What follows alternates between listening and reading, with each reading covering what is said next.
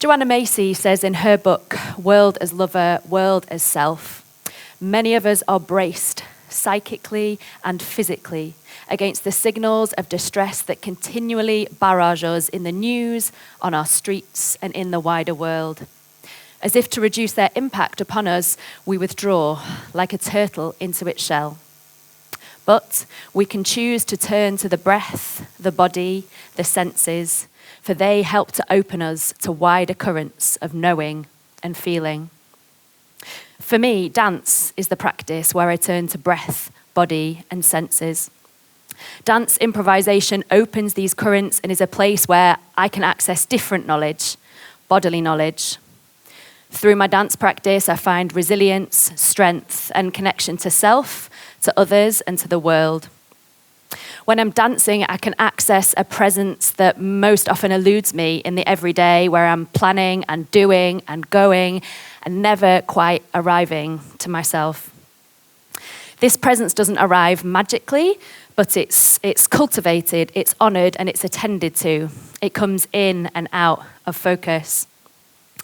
As an example, when I begin a dance, I might begin by noticing the breath, how it moves my body as it enters and leaves, how the heart beats, preparing me for something as yet unknown. I notice I've begun and feel my feet molding through the floor, finding softness and support in something that for others perhaps might be solid. I notice a circle, a boundary made, and I wonder how it might be to cross that boundary. I notice faces half hidden in shadow, and I wonder what they're seeing through the light. I notice heart still beating, preparing. I notice the floor holding me and the space and the light that I can move into. A really small example, but in this way, the dance teaches me. I have a real pleasure and privilege of dancing with people who are labelled as having profound and multiple learning disabilities through Cheshire Dance's Wanna Dance programme. Dancing with people whose primary way of being in the world is sensory brings me to my senses, literally and metaphorically. It brings me to pausing, to waiting, to noticing. I ask myself, how do I need to be in order to be with you? Can I slow down? Can I come to myself and hold my presence and attention in this space with my dancing partner? I wonder how we meet in a world that for someone with profound and multiple learning disabilities is most often sensory and non-verbal. What is it to meet equally, to really meet one another where we're at? Sometimes a meeting might need to begin with an offer. What do I offer when I meet or join my partners in the space? I offer presence. I offer to witness my partner as they are and me as I am. I might offer a touch, a connection point.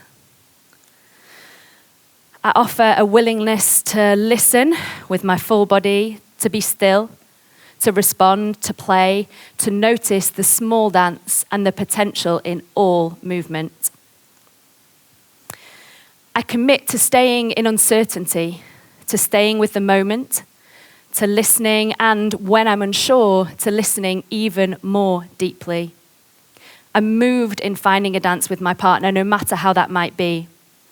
The offer of stillness remains, an offer to wait, to slow down. I find my breath and I notice theirs. Dancing with people labelled as having profound and multiple learning disabilities develops my ability to notice, not only what is within our dance, but what frames it, the space, the context, the imagination. I recall dancing with Adam and noticing the seasons changing through the trees outside as our dance takes us from window to window. I noticed with Patrick, who was on the previous picture, I can sit with uncomfortable unclearness, developing my skill to be patient, to really wait, to really listen. I'm finding patterns, connections with people, catching waves together, and journeying into a portal of being that isn't an alternate reality, but perhaps a truer reality, where we meet in breath, in gesture, in eyes and fingertips connecting. I follow their lead, and in doing so, I offer back something, and the back and forth creates the magic middle where the dance lives. These dances feel like a gift, an offering from people with profound and multiple learning disabilities of different experiences and perspectives that are most often hidden, ignored, or interpreted by others. The liveness and immediateness of a dance has the ability to teach us what we need to know in the moment, this moment. In this work, we value the important contribution that we all have to give, the unique ways we experience the world, and the unique insights that we have to offer it. This is a poem that I wrote which came from this teaching. You teach me. You teach us, me, to slow down, to be with birdsong, light on concrete pavements, noticing patterns, tones, irregularity, framed by the beating of my heart. Breath now steady, but with the potential to tell, to share infinite stories, clues to the world inside, within, connections to the world without. You teach us, me, to be with waiting, to notice the space and time we might need to respond, to process, for beauty, wonder, excitement, questions to ripple through our bodies, wave-like, wordless, filling up hearts, spaces inside with potential, effervescent. You teach us, me, to connect with myself, the world around, a way of being full of details, wonder, uncertainty, possibility, wordless. Stories told through lungs, hearts, eyes, in the curl of a lip or a fingertip. And yet, through these wordless teachings, you teach us, me, to find words, ways of honoring this experience, this dance, that others might learn too from you. That together we share and spread the importance of small moments of joy, connection, presence, ways of being with, filling up with meaning of what it is to be in this world and why you teach me, us, to be with it all. I've also found a different sense of time in these dances, slowing down to notice, and it's teaching me that we must slow down to find space to slow down and to notice, because we're missing so much in our constant rush towards more and better and bigger and more. In a dance, an improvisation, I slow down and pause. And from this pausing, new curiosities, questionings, imaginings, and noticings emerge. Directions and ideas I might never have thought of. I also love moving fast, full-bodied, flying, falling, rolling. Here I find sensations that teach me about strength, resilience, softness, how to give in to the ground and use its strength and grace to rise again. But if I'm always moving, these sensations begin to blur. Through a glorious state of follow, follow, follow, I come to a place where I know I can't listen anymore, where my presence has morphed into something else and I've lost track or sight or sense of the choices.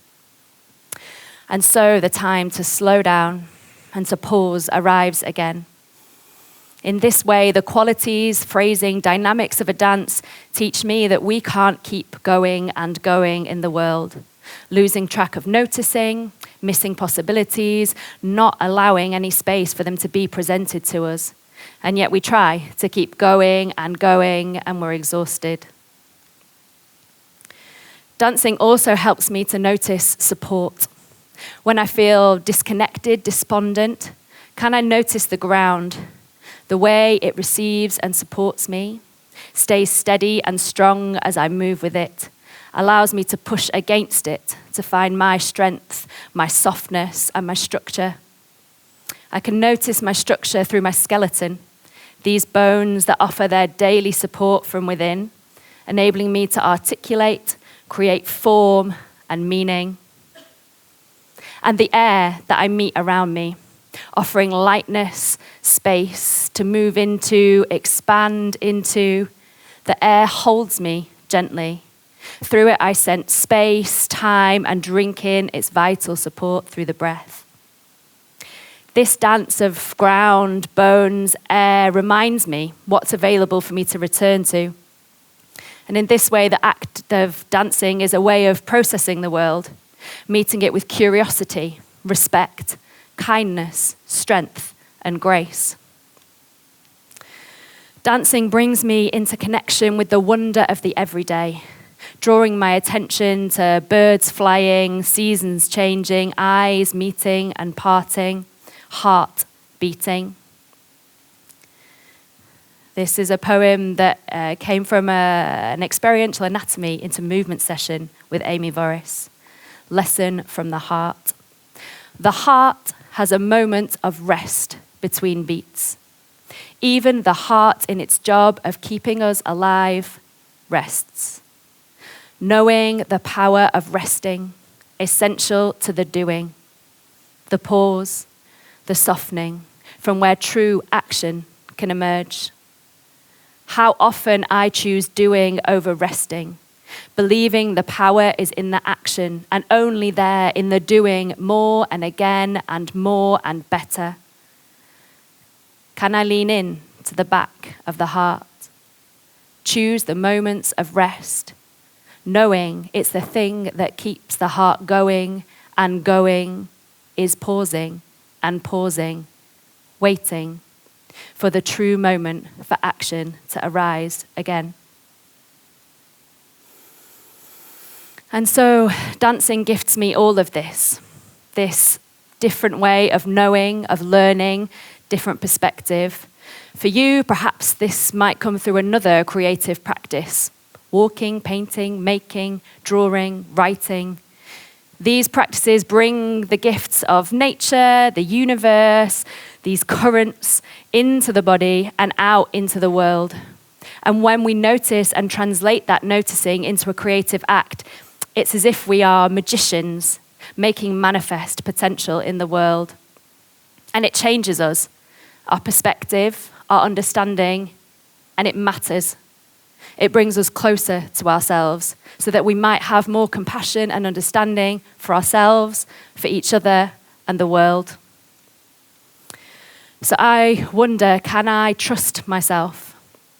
Trust that this dance and movement practice, this deep, full-bodied listening over time, can be an alternate way to engage and to lead in the world, a way to cultivate strength, resilience, and connection.